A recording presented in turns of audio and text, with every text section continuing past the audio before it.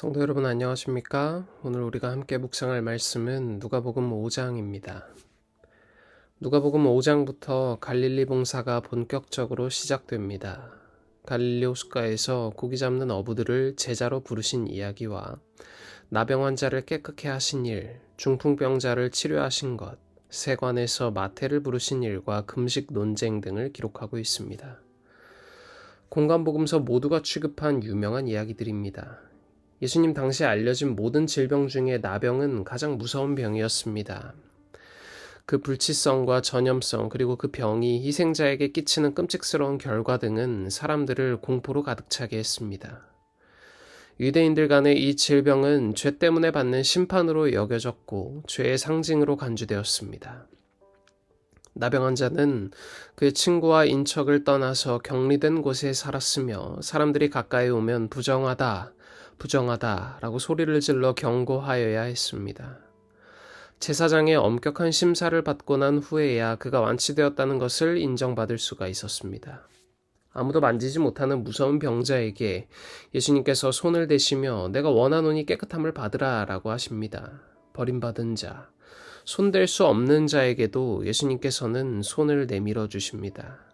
그 손을 붙드는 자는 누구든지 구원을 받습니다.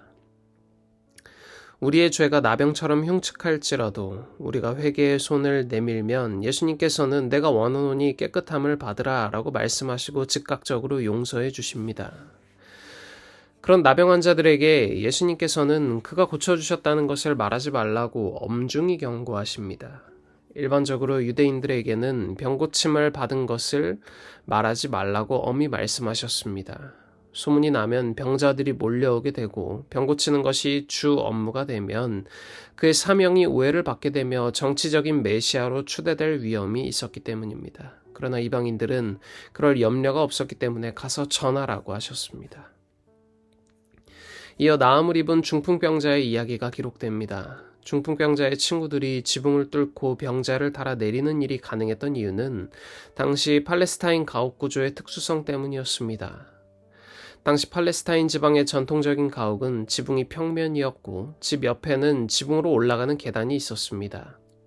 베드로도 지붕에서 기도한 일이 있었습니다. 어떻게 단단한 지붕을 뚫을 수 있는가라는 생각이 들 수 있는데 그 당시 민가의 지붕은 오늘날처럼 단단한 시멘트로 된 것이 아니고 나뭇가지들을 걸쳐놓고 풀이나 지프로 덮은 후 진흙을 발라 비가 새지 않도록 하는 구조였습니다. 누가는 로마인들이 이해하기 쉽게 기와를 벗겼다라고 기록합니다. 예수께서는 그들의 믿음을 보시고 고쳐주셨다고 합니다. 그들의 믿음 속에는 중풍병자의 내 친구는 물론 중풍병자 자신의 믿음이 제일 크게 포함되었다고 봅니다. 친구들은 남의 집 지붕을 파손하는 일에 주저했겠지만 중풍병자의 열망과 재촉이 그것을 가능하게 했을 것입니다. 다른 사람들의 간절한 기도도 도움이 되지만 남의 믿음에 의지하는 것에는 한계가 있습니다.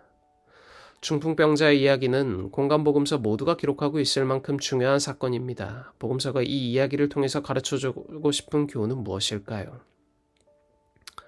첫째로 예수께서 죄사함을 말씀하신 것은 가버나움의 중풍병자가 무엇보다 그의 죄를 용서받고 죄에서 벗어나기를 원했기 때문입니다. 예수께서 내 죄사함을 받았느니라고 말씀하신 것은 정확히 그가 듣고 싶어하던 대답이었습니다.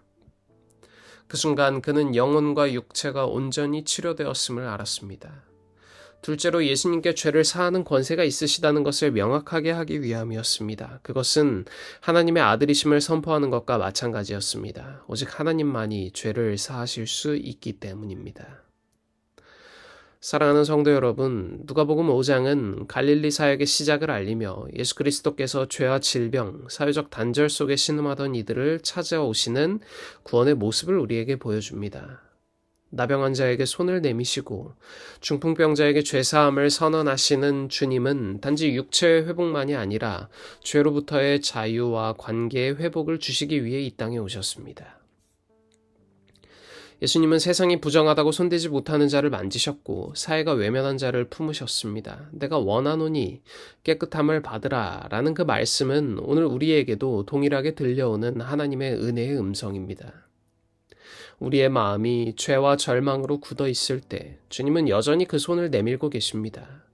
우리가 믿음의 손을 내밀기만 하면 주님은 즉시 우리를 새롭게 하시고 회복시키십니다. 또한 중풍병자의 이야기 속에서 우리는 믿음의 공동체가 얼마나 중요한지를 봅니다. 4명의 친구의 믿음이 중풍병자를 예수님께로 인도했고 그 믿음으로 죄사함과 치유의 역사가 일어났습니다. 우리 또한 서로를 위해 중보하고 주님께로 인도하는 신앙의 동역자가 되어야 하겠습니다. 사랑하는 성도 여러분, 예수님은 지금도 나병 환자처럼 버림받은 자, 중풍병자처럼 무력한 자, 죄로 눌린 자에게 다가가십니다. 우리가 주님 앞에 나올 때 그분은 여전히 말씀하십니다. 내가 원하노니 깨끗함을 받으라. 이 말씀을 믿음으로 붙잡는 저와 모든 성도님들이 되시길 간절히 소망하며 오늘 묵상 마치겠습니다. 오늘은 학생반의 김선아 학생을 위해 기도하겠습니다. 하늘에 계신 하나님 아버지, 오늘 우리에게 새로운 하루를 허락하시고 새로운 한 주를 허락하심에 감사드립니다. 오늘은 학생반의 김선아 학생을 위해 기도합니다. 자신의 최선을 다해 학업에 매진하며 동시에 재림 청소년으로서도 최선을 다하는 김선아 학생에게 큰 은혜와 축복 내려주셔서 그 삶이 언제나 하나님 안에서 곧게 성장할 수 있도록 하여 주시고 김선아 학생의 선한 영향력을 통하여 주변의 모두에게 그리스도의 향기를 내뿜는 학생이 되게 하여 주시옵소서. 저희가 언제나 하나님과 동행하는 삶 살 수 있도록 하여 주시길 저희를 죄에서 구원하신 예수 그리스도의 귀하신 이름으로 간절히 기도드립니다. 아멘.